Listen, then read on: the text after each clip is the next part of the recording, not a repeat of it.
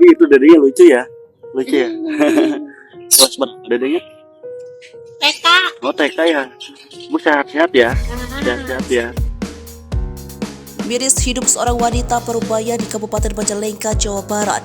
Perempuan bernama Yos Rostini, 50 tahun tersebut hidup seorang diri di rumahnya, ditemani satu boneka yang dianggap sebagai anak.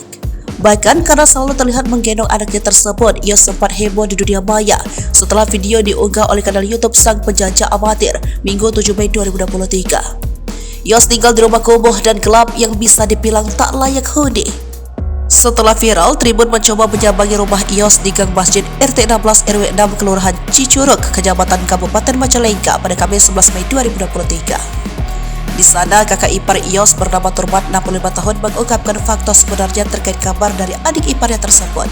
Turban mengatakan adik iparnya itu bernama Yos Rostini, 50 tahun. Yos saat berusia 3 tahun disebut pernah bergejala sakit panas dan mulai mengalami keanehan dalam bersikap. Awalnya sakit panas, mungkin umur 3 tahunan, jadi bukan setelah dewasa, tapi setelah dewasa ia agak parah lah. Dia sendirian di rumah saya juga. Nah, dari situ dia mulai mengalami keanehan bersikap, tapi masih sebatas wajar lah, ujar Turban kepada Tribun Kamis 11 Mei 2023. Baru mulai dewasa, Yos dianggap makin parah dalam bersikap. Yang paling terlihat Yos selalu menggendong boneka yang dianggap anaknya. Namun, Turban membantah kabar yang menyebut adik iparnya telah 18 tahun menganggap boneka yang terus dibawanya sebagai sang anak.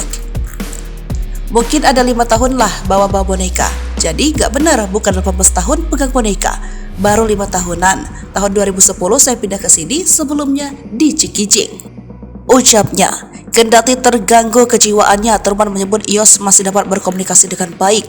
Tampak ketika diajak berbicara, Yos masih menimpali dengan baik dan nyambung.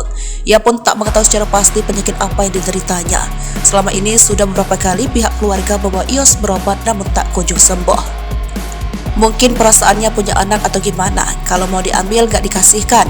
Udah berobat kemana-mana, ke saudara tahu gak masalah lah. Kalau di luar rumah biasa, kecuali kalau dicandai anak-anak suka marah, tapi ya wajar. Kalau ke orang yang udah tahu terus lama gak ketemu dia masih kenal, jelas dia. Selain membantah perihal waktu anggapan boneka sebagai anak, Turban juga mempersoalkan soal kabar Yos tinggal sendirian di rumah yang tak layak. Menurutnya, Yos waktu-waktu kerap merusak barang-barang di rumah jika tinggal bersama anggota keluarganya. Hal itu juga yang membuat pihak keluarga membiarkan Yos tinggal sendirian di rumah dengan tanpa listrik dan banyak barang-barang rusak di dalamnya.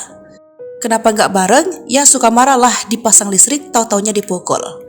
Jadi bukan karena kita keluarga gak perhatiin, gak peduli, tapi memang kita biarkan di rumah sendiri karena kadang suka marah, barang-barang suka dirusak gitu, katanya. Dengan viralnya Yos di media sosial, Turban dan keluarga mendapatkan hikmahnya. Yos kini kerap mendapatkan bantuan, baik barang maupun materi dari sejumlah kalangan yang mengetahui kondisinya.